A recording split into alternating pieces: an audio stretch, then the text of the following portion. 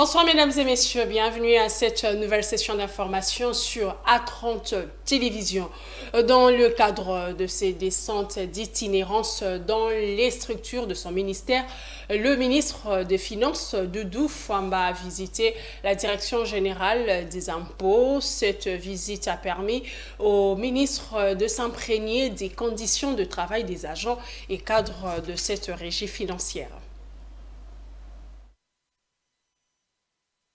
Cette visite a permis au ministre des Finances d'être imprégné des conditions de travail des agents et cadres de cette régie financière. L'Argentier national a saisi l'occasion pour annoncer au personnel la signature imminente d'un arrêté visant à réinstituer la prime la plus-value ainsi que certains avantages qui seront désormais disponibles, mais aussi à une gestion axée sur les résultats. Face à la pression fiscale actuelle, le ministre a souligné la nécessité de mettre en œuvre des réformes pour accroître les recettes. Au budget aujourd'hui, nous pouvons nous satisfaire de ce que nous réalisons comme résultat.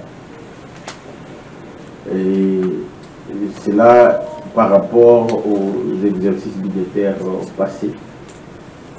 Mais lorsque vous regardez les défis de notre pays, vous regardez le niveau de la pression fiscale que nous avons dans ce pays, ensemble nous allons comprendre qu'il y a encore davantage de réformes et des objectifs à atteindre pour une mobilisation maximum du potentiel des recettes ou des ressources que nous avons dans notre pays. Mais cela ne peut pas se faire dans un seul jour, c'est un chemin. Le parcours qui a été déjà réalisé est exceptionnel. Je reste optimiste sur les différentes réformes qui sont annoncées et que je crois qu'en mettant ces réformes en œuvre, nous allons élargir l'assiette fiscale de notre pays, mais également mobiliser autant de ressources. Par ailleurs, ce membre du gouvernement soumisant a exhorté les responsables de la DGI à mettre en place un plan de formation pour les agents et cadres de la régie basé sur des critères objectifs et sans discrimination, qu'elle soit basée sur des aspects claniques ou des appartenances religieuses. L'insécurité grandissante dans la commune de Mongafula nécessite des mesures fortes. La vice-ministre de l'Intérieur, Sécurité et Décentralisation, Eugénie Tchalakamba, a échangé avec le bourgmestre de la commune de Mongafula à ce sujet. Ensemble, ils ont fait des propositions pour y remédier. La commune de Mongafula, au regard de sa densité et sa large limite frontalière avec 9 autres communes, nécessite un accompagnement de taille en matière de sécurité. C'est dans cette optique que la vice-ministre de l'Intérieur, Eugénie Tchalakamba, a eu une séance de travail avec le bourgmestre de cette municipalité à son cabinet de travail. La traque contre les Koulouna et autres semeurs de troubles s'impose pour donner la quiétude à la population de cette partie de la capitale congolaise, comme tient le président de la République, Félix-Antoine Tshisekedi Tshilombo. Pour parler de la situation de Mongafula, vous savez que nous sommes dans la vision du chef de l'État. Et Mongafula, c'est une commune qui est très vaste, qui a 9 voisins. Et la maman voudrait s'imprégner de la situation sécuritaire. Les choses évoluent bon train, mais nous avons quand même quelques soucis. Nous voulons que nous soyons renforcés en sécurité parce que la population, telle que vous le savez, veut que tout soit bien et tout marche bien pour que la vision du chef de l'État puisse être matérialisée. L'autorité est très contente. Et elle a dit qu'elle va nous accompagner pour que les choses marchent bien. Le gouvernement souminois ne ménage aucun effort pour la sécurité de la population. Un bon moment de partage d'expérience entre la vice-ministre de l'Intérieur, Eugénie Tchalakamba, et son hôte a caractérisé cette rencontre.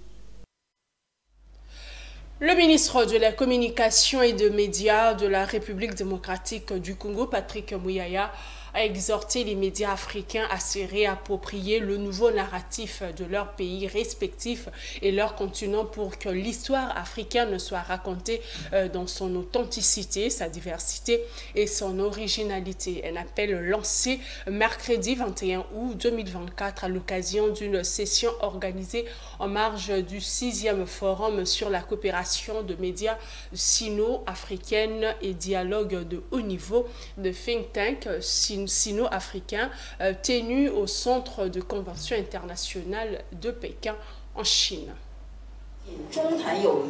Comment mettre en place un narratif sino-africain, c'est le résumé des exposés de différents intervenants dans ces panels placés sous le thème coexistence harmonieuse, construire de nouveaux modèles de collaboration médiatique entre le pays du Sud. Devant l'assistance, le ministre de la Communication et Médias, porte-parole du gouvernement de la RDC, a dans son exposé magistral précisé qu'il était temps de se réapproprier de notre narratif pour relater authentiquement la vraie histoire sino-africaine.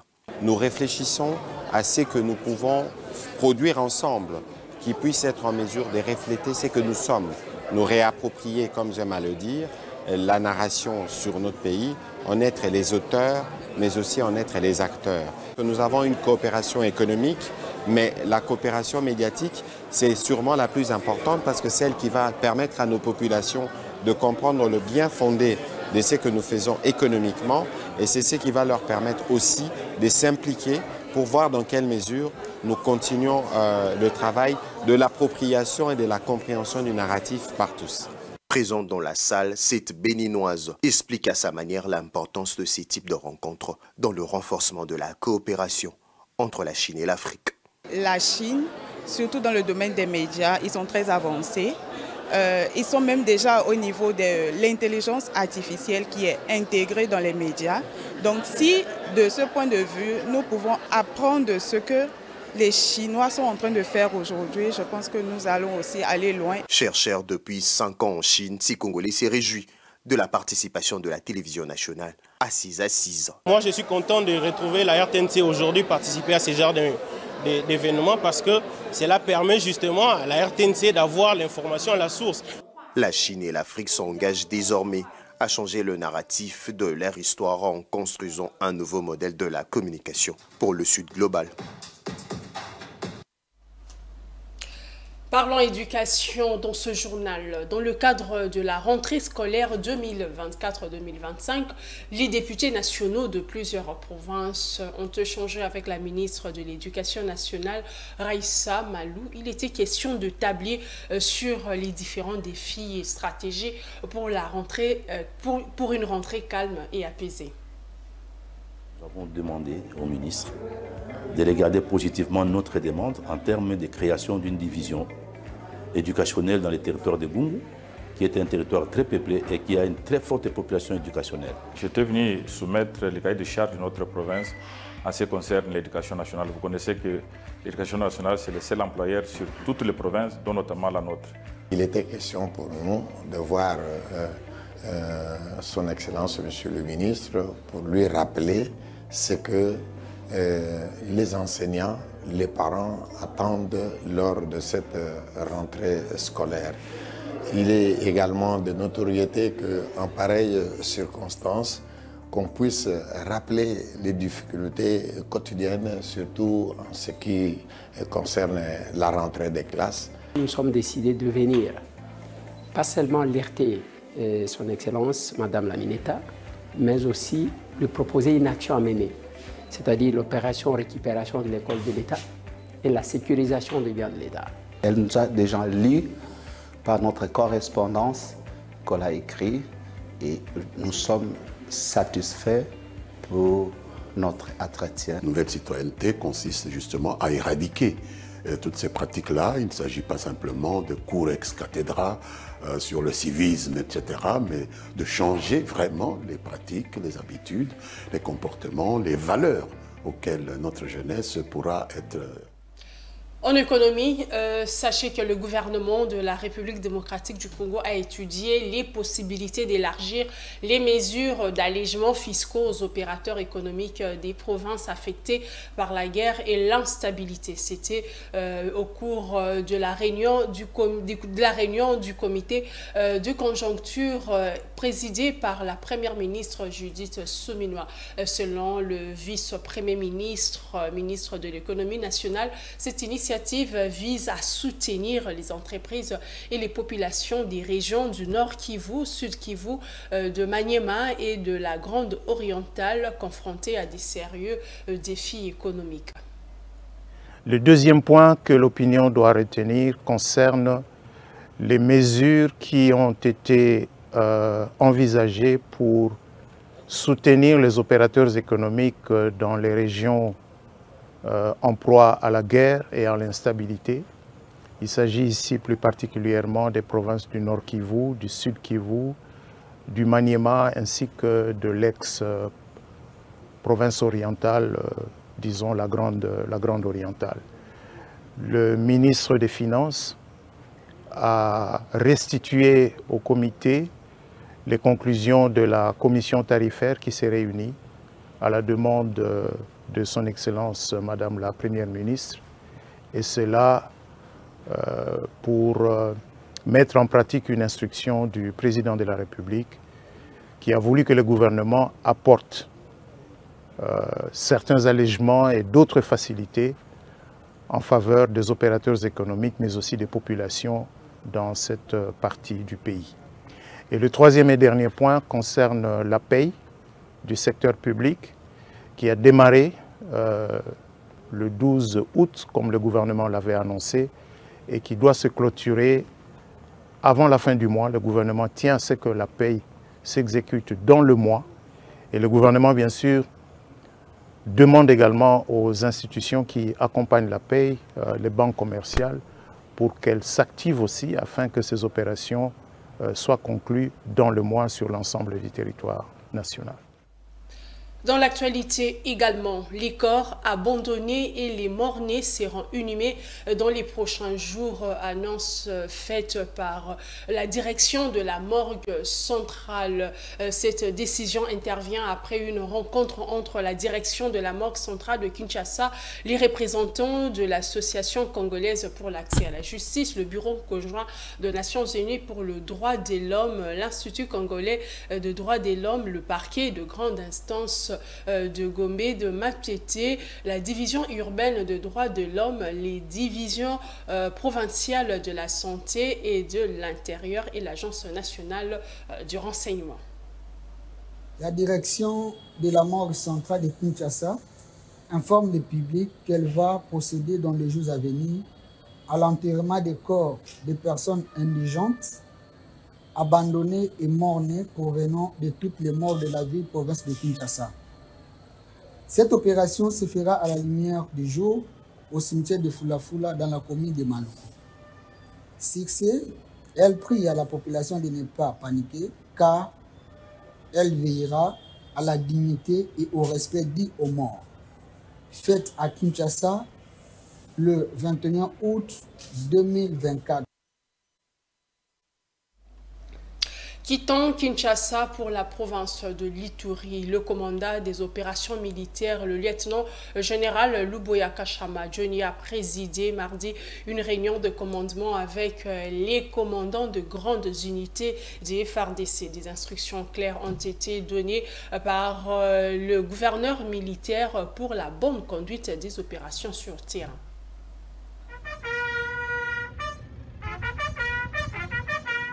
Excellence, Monsieur le gouverneur de province et commandant des opérations, mon général, le détachement d'honneur de la 32e région militaire est rangé pour vous accueillir. Le commandant des opérations et gouverneur militaire de l'Ituri, le lieutenant-général Luboya Kachama Johnny, a présidé Mardi 20 août 2024, la réunion extraordinaire du comité provincial de sécurité s'est tenue au quartier général de la 32e région militaire, ensemble avec le commandant de la 32e région militaire, celui du secteur opérationnel de la task force de la garde républicaine, du commissaire provincial de la police nationale congolaise, ainsi que du maire de la ville de Bunia. Ensemble, ils ont évalué systématiquement les opérations militaires en cours, notamment à Loloa contre les ADF et d'autre part celle de Tchomia contre la milice Zaïre. La situation sécuritaire à la frontière entre la RDC et l'Ouganda et avec le Soudan du Sud ont été évoquées. Parlant de la ville de Bunia et ses environs, il a été constaté sans vergogne que la population vit dans le calme le plus profond.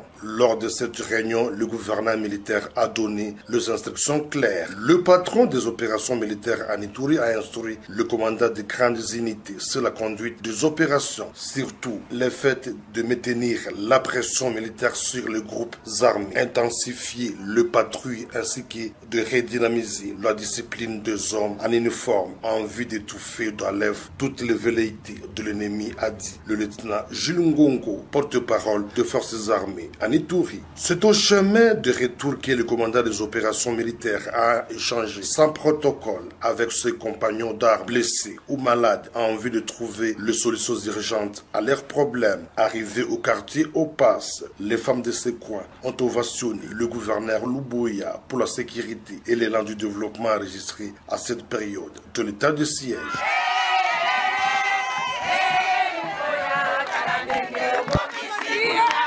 Rappelons qu'il ne se passe pas une semaine sans que celui que les Ituriens appellent affectueusement Viena Bissau n'entre en contact direct avec ses administrés. Question de cimenter davantage la collaboration civilo-militaire.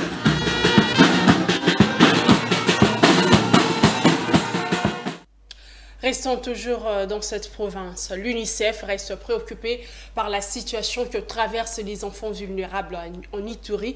C'est ainsi que son directeur en Afrique de l'Ouest et du Centre a annoncé au gouverneur militaire les nouvelles réponses aux urgences liées à l'éducation et à la santé. À l'issue de leur entretien avec l'autorité provinciale, Gilles Gagnenou a d'abord encouragé de vive voix l'administration militaire pour avoir permis les retours de nombreuses familles déplacées dans leur logis grâce aux conditions sécuritaires plausibles. Et lorsque la sécurité revient, il y a des personnes, il y a des familles qui retournent. On a fait le point et on a constaté qu'il y a eu plus de retournés ces derniers mois qu'il y en a eu par le passé. Et ça vient avec l'accès aux services sociaux de base parce qu'on ne peut pas retourner si on n'a pas d'école, on ne peut pas retourner si on n'a pas de centre de santé. Et ce que nous avons particulièrement aimé ici, c'est le fait qu'il y a des opérations qui sont totalement non militaires et qui permettent la cohésion des communautés. Et les communautés se parlent, les communautés se font beaucoup plus confiance et la joie revient au niveau des communautés. L'enfant, comme vous le savez, est le numéro 1 qui subit lorsqu'il y a des crises et c'est le même enfant qui est beaucoup plus joyeux lorsqu'il revient à la place qui est la sienne. L'amélioration des situations sécuritaires lui a permis d'annoncer de nouvelles réponses humanitaires liées notamment à l'éducation et à la santé en faveur de ses enfants. Ici, à Ituri. L'idée générale, c'est qu'il y a eu beaucoup de progrès qui a été fait. Et aujourd'hui, ce que nous essayons de faire, c'est de faire en sorte que les écoles, beaucoup plus d'écoles s'ouvrent, de faire en sorte que les centres de santé s'ouvrent également et fonctionnent bien.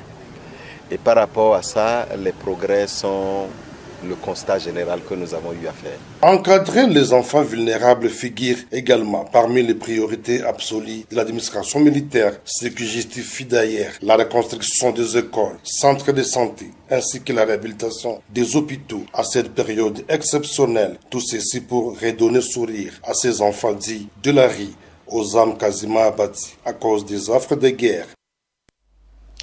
Et dans la province du Kasaï, le gouverneur a lancé l'atelier préparatoire de la campagne agricole 2024-2025. Cette initiative du gouvernement provincial vise deux objectifs majeurs, notamment évaluer les activités de la campagne agricole 2023-2024, ensuite analyser les forces et les faiblesses pour déterminer la stratégie d'intervention pour la campagne agricole 2024-2025.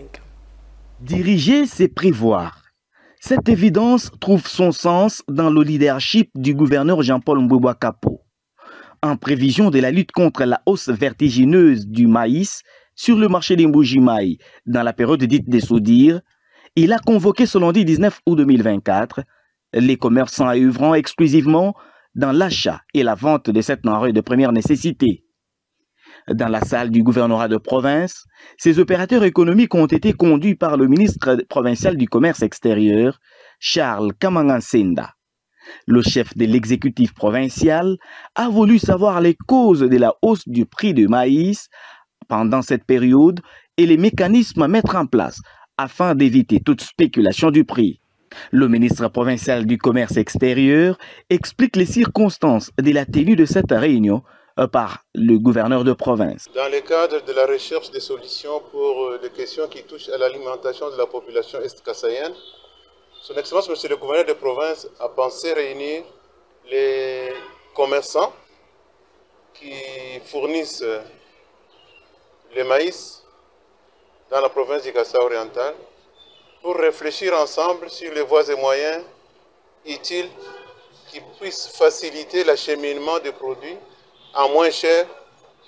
Donc le produit, je voudrais dire le maïs, à moins cher et à la portée de toute la population de la province du Kasaï oriental. Dans des échanges francs et sans tabou, les commerçants ont dénoncé plusieurs facteurs à la base de la hausse du prix, dont le traitement discriminatoire dont ils sont victimes à l'est du pays où ils se ravitaillent en maïs. Parmi les propositions formulées à l'autorité provinciale, il y a notamment son implication personnelle à partir du lieu de chargement de maïs jusqu'à la destination des cargaisons. Résolument, le gouverneur Jean-Paul Mbouba Kapo entend user de son management pour non seulement stabiliser le prix du maïs sur le marché des Mbuji-Maï, mais aussi et surtout disponibiliser des grandes quantités de cette denrée afin d'en faciliter l'accès à toutes les couches de sa population.